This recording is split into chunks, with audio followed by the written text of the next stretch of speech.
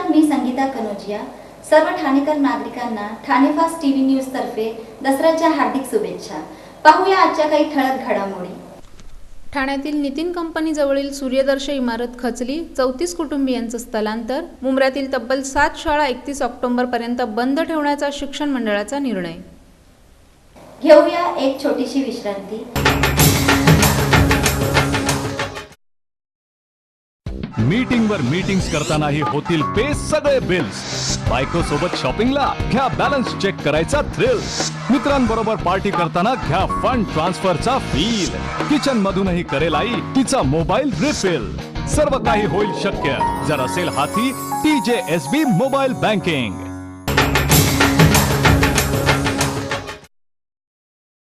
विश्रांतीनंतर पुन्हा आपला स्वागत। ठाण्यातील नितीन कंपनी जवळील सूर्यदर्शन ही इमारत धोकादायक स्थितीत आल्यानं या इमारतीमधील 34 कुटुंबांना शनिवारी बाहेर काढण्यात आलं। सकाळी 10च्या सुमारास ही इमारत मागच्या बाजूने पूर्णपणे झुकल्यानं राहण्यासाठी धोकादायक झाली होती, तर आजूबाजूच्या इमारतींना देखील धोका निर्माण होऊ नये यासाठी तिजादीप ही इमारत देखील खाली करण्यात आली आहे। ठाण्यातील क्लस्टर योजनेच्या मागणीसाठी एकीकडे राजकीय वातावरण तापलं असताना दुसरीकडे मात्र धोकादायक इमारती पडण्याचं सत्र अजूनही थांबलं नाही। नितीन कंपनी जवळील तळ अधिक 4 मजल्याची सूर्यदर्शन ही 19 वर्ष जुनी इमारत आहे। या इमारतीमध्ये ए विंग मध्ये 18 आणि बी विंग मध्ये 16 कुटुंब राहत आहेत। शनिवारी सकाळी अचानक ही इमारत मागच्या बाजूला एका घरावर एका बाजूने झुकली।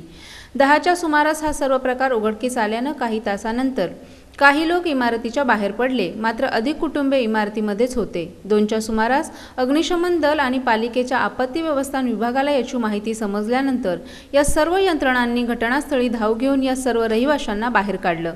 त्यानंतर बाजूच्या तिजादीप प्लाझा या इमारतीमधील 50 कुटुंबांना खबरदारी म्हणून बाहेर काढण्यात आलं। यामध्ये 20 दुकानांचे गाळे आणि 1 बार आहे। सोमवारी ही इमारत पडण्यासंदर्भातील निर्णय घेण्यात येईल अशी माहिती पालिकेतर्फे देण्यात आली आहे। ही इमारत महापालिकेनं धोकादायक म्हणून घोषित केली नव्हती, त्यामुळे शहरात धोकादायक इमारतींबरोबर अशा अनेक धोकादायक इमारती आहेत की ज्या पालिकेच्या यादीमध्ये नाहीत, परंतु अशा इमारतींमध्ये लोक जीव मुठीत घेऊन राहत आहेत। बेघर झालेल्या लोकांना सध्या संक्रमण शिबिरामध्ये ठेवण्याचा निर्णय घेण्यात आला आहे।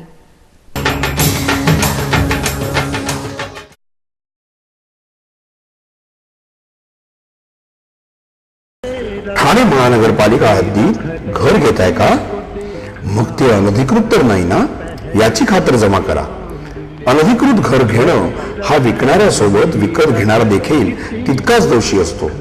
तेव्हा घराची डोळस खरेदी करा। आपली कुठे फसवणूक तर होत नाही ना, यासाठी ठाणे महानगरपालिका मुख्यालयातील 4थ्या मजल्यावरील बांधकाम विभागात घराचा सर्वे नंबर, टिक्का नंबर याची खातर जमा करा। घराचं स्वप्न अवश्य करूया साकार, पण अनधिकृत घराचा नका करू कधीही विचार। अधिकृत घर म्हणजे उद्याची देखील निश्चिंती। अनधिकृत घराचे दार म्हणजे डोक्यावर कधीही तोडण्याची टांगती तलवार। जगणं तुमचं होऊ दे सुरेल गाणं, स्वच्छ सुंदर आणि अधिकृत घरांचं हसरं ठाणं। ठाणे महापालिकेतर्फे जनहितार्थ प्रसारित।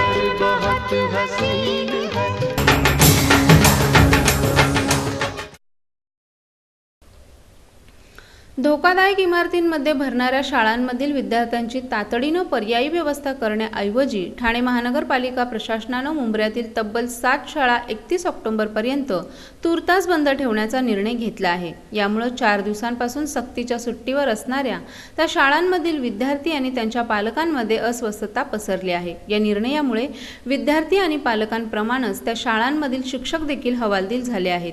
मुंब्रा प्रभाग समिती अंतर्गत येणाऱ्या कौसा भागामधील 3 मजली इमारतीमध्ये ठाणे महानगरपालिकेच्या मराठी आणि उर्दू माध्यमाच्या एकूण 7 शाळा आहेत। या शाळा सध्या ज्या इमारतींमध्ये भरत आहेत त्या इमारतींचे नुकतंच तज्ज्ञ अभियंत्यांमार्फत परीक्षण करण्यात आलं आहे। त्यानंतर संबंधित अभियंत्यांनी दिलेल्या अहवालानुसार खबरदारीचा उपाय म्हणून संबंधित इमारत तातडीने निष्कासित करण्याचा निर्णय ठाणे महानगरपालिका प्रशासनानं घेतला आहे। यामुळे 31 ऑक्टोबर पासून वरील इमारतीमध्ये भरणाऱ्या 7 शाळांमधील सुमारे 6200 विद्यार्थी मागील 4 दिवसांपासून सक्तीच्या सुट्टीवर आहेत। यामुळे आगामी काही दिवसांमध्ये सुरू होणाऱ्या 6माही परीक्षांवरील शाळांमधील विद्यार्थी कधी आणि कुठे देणार याबाबत प्रश्नचिन्ह निर्माण झालं आहे। याचा परिणाम त्यांच्या शैक्षणिक मूल्यमापनावर होण्याची शक्यता नाकारता येत नाही। तसंच सुट्टी दरम्यान त्यांच्या अभ्यासक्रमातही खंड पडू शकतो। या शाळांमधील विद्यार्थ्यांची पर्यायी व्यवस्था करण्यासाठी जागेचा शोध घेण्याचं काम सुरू असल्याचं शिक्षण मंडळाकडून सांगण्यात येत आहे।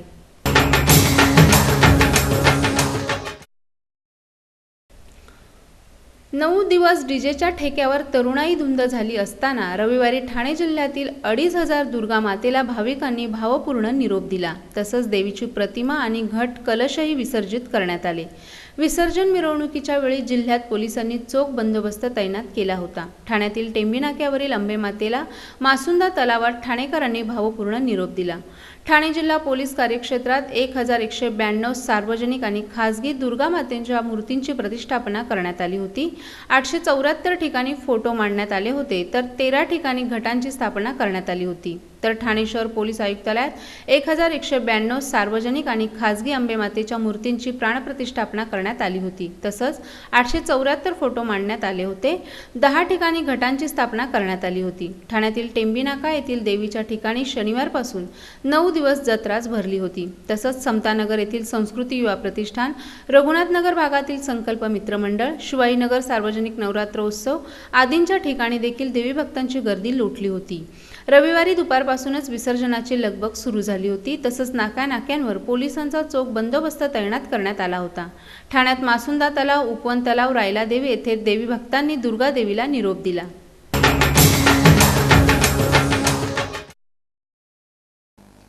नमस्कार, मी विद्या जयप्रकाश भांडे। हिरकणी महिला उत्कर्ष संस्थेचा वर्धापन दिन सोहळा 20 ऑक्टोबर 2013 रोजी सेंट्रल मैदान ठाणे येथे संध्याकाळी ठीक 4 वाजता संपन्न होणार आहे।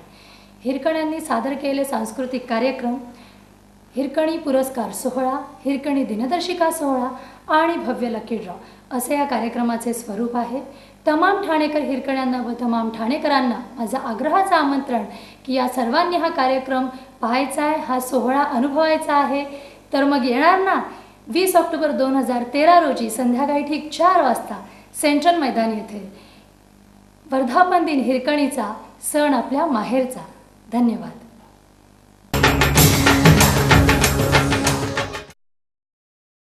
सिद्धेश्वर रहिवासी मित्रमंडळ सिद्धेश्वर तलाव चंदनवाडी यांच्या वतीनं नवरात्र उत्सवाचं आयोजन करण्यात आलं होतं। 9 दिवस मंडळाच्या वतीनं विविध धार्मिक कार्यक्रमांचं आयोजन करण्यात आलं होतं। तर शेवटच्या दिवशी या परिसरातील नागरिकांनी दांडिया खेळण्याकरिता एकच गर्दी केली होती। ठाणे परिसरातील शेकडो भाविकांनी मंडळास भेट देऊन अंबे मातेचं दर्शन घेतलं असल्याची माहिती मंडळाचे अध्यक्ष DR कदम यांनी दिली आहे।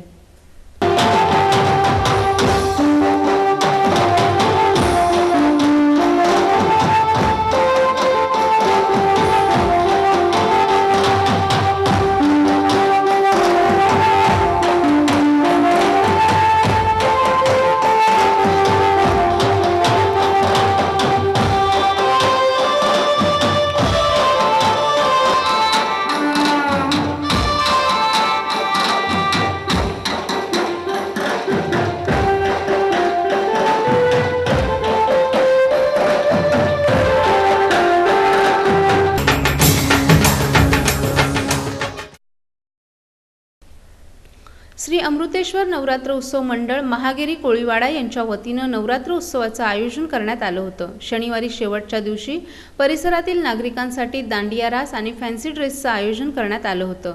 हा नवरात्रीचा सोहळा यशस्वी करण्यासाठी अमृतेश्वर नवरात्र उत्सव मंडळाचे अध्यक्ष गणेश दत्तात्रय कोळी आणि त्यांच्या कार्यकर्त्यांनी विशेष परिश्रम घेतले।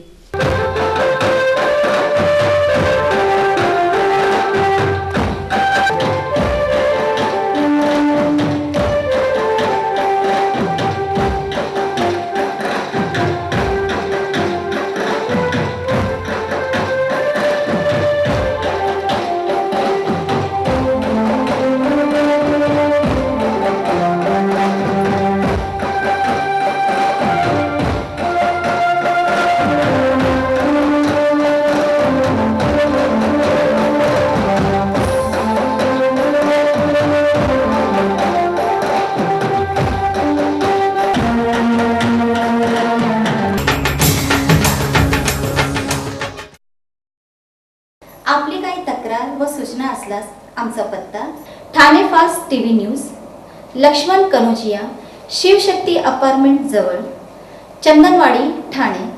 तर उद्या पुन्हा भेटूया याच वेळी याच ठिकाणी. धन्यवाद.